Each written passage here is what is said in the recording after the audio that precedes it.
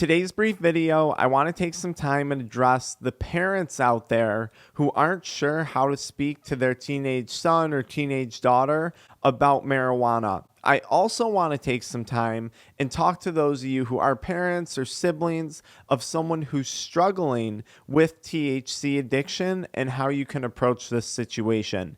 If you're new to the channel, my name's Dr. Frank. I'm the founder of AddictionMindset recovery coaching programs, which are dedicated to helping people quit nicotine, THC, energy drinks, and adult media content.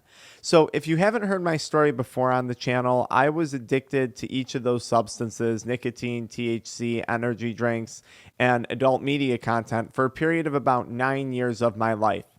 And growing up, I came from a household where especially alcohol and marijuana were kind of taboo. So my parents would always tell me, don't smoke weed, don't smoke weed, don't smoke weed. Weed is a drug.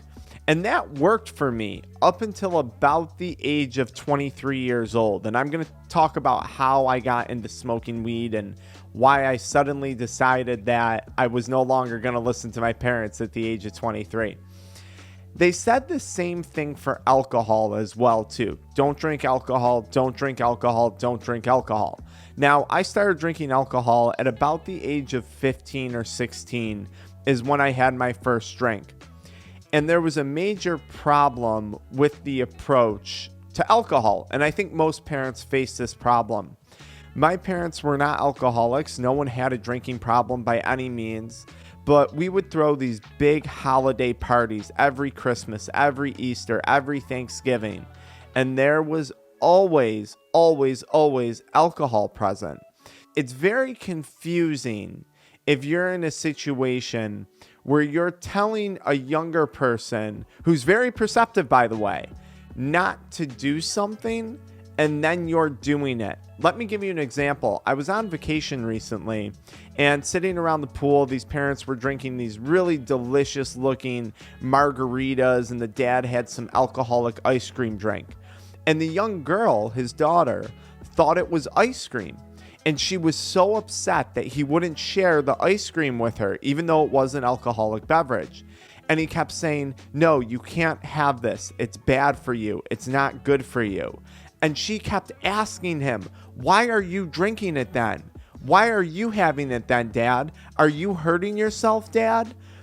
I don't think we realize how impactful the decisions and the actions that we take are on other people, especially in the case of alcohol and THC. And the same thing goes for you if you're a parent or a sibling and you do smoke weed. Or let's take the scenario of someone who smokes cigarettes. Someone asks them if they can try one of their cigarettes and they say, no, these things are bad for you. I'm not going to give you one. That very rarely never works. In the case of weed and nicotine, my parents didn't smoke. They didn't smoke weed. They didn't smoke cigarettes. They didn't use nicotine products. But they kept telling me not to do it. Now, here's what happened. When I got into high school, everyone in my high school chewed tobacco. I went to an all-guys high school. It was just what people did. So I was with my parents for a relatively small portion of the day, and a majority of my time was spent in school with my friends, outside of school with my friends, on sports teams with my friends, at parties with my friends. And then when we entered the age of smartphones, now a majority of my time was spent with my friends or being influenced by my friends and other influencers on social media. So here's my parents saying, don't use nicotine, don't smoke, don't vape. That's this much of my day. And now here's my friend circle who's getting into all of those things, and that becomes a majority of my day. So my parents are saying, hey, chewing tobacco is bad for you. Don't do that. And my friends are saying, oh my God, this is such an incredible buzz. I feel like I'm drunk. And mind you, at this point, I'm already into drinking. So I just can't wait to pursue that high more and more. Like, really? Chewing tobacco makes you feel drunk? Vaping gives you even more of a head rush than chewing tobacco? And I'm sold on this already, right? That's where it becomes complicated, because your message is fighting the message of social media and the group of people that your child is hanging out with all day long. When someone hits high school, the more you tell them not to do something as your child is taking on that role of becoming their own person and an adult, they are naturally going to feel more compelled to do that something.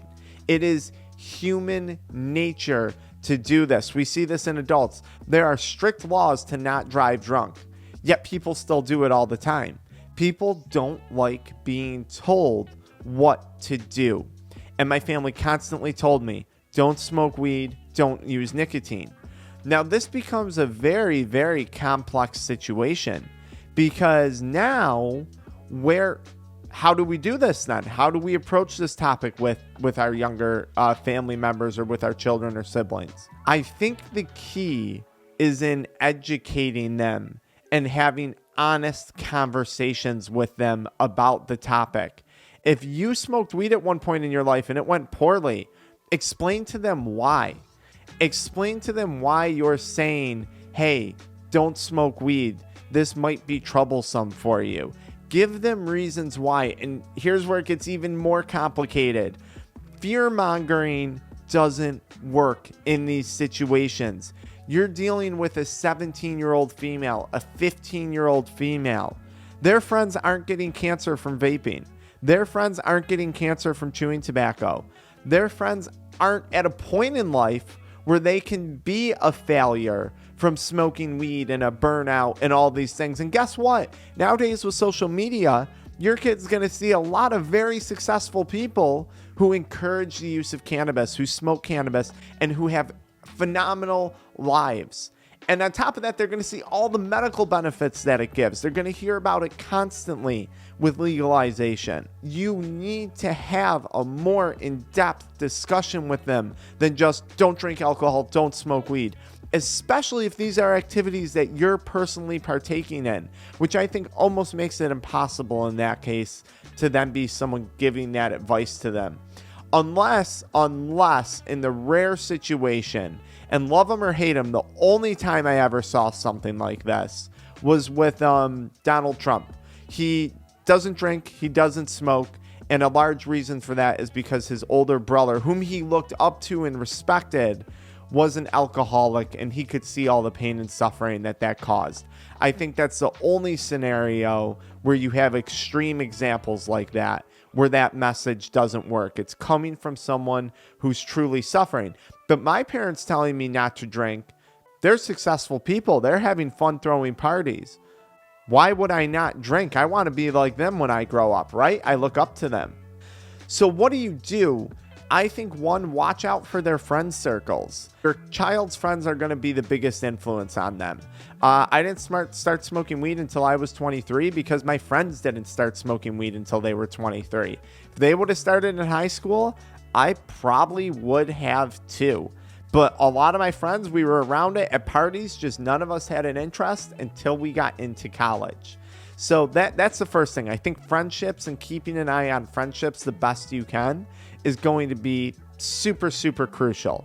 The next piece of advice I would have for you is don't have the conversation with them. And this isn't a plug for myself or for what I do.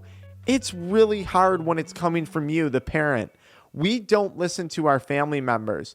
My mom was a physical therapist growing up, and when I had pain, she was the last person I would listen to, even though she was right 90% of the time. My dad had heart problems. We had nutritionists in our family. He didn't care what they said. It had to come from someone else. Just like your husband doesn't listen to you or your wife doesn't listen to you, it's all the same. Our kids inherently don't really care that much what we have to say when it comes to substance abuse. So find someone else who's trained to have that conversation with them.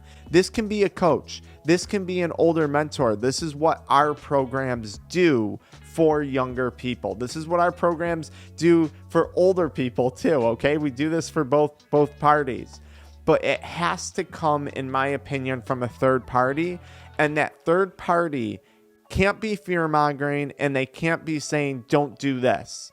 They have to have a conversation with your child, with your sibling, with your family member that leads that family member to the conclusion that alcohol isn't right for them, that smoking weed isn't right for them. If it's anyone's decision aside from your own kids or aside from your family members, that they're either A, not going to pursue trying cannabis in the first place, or B, that they're going to quit smoking weed, quit drinking alcohol, quit vaping.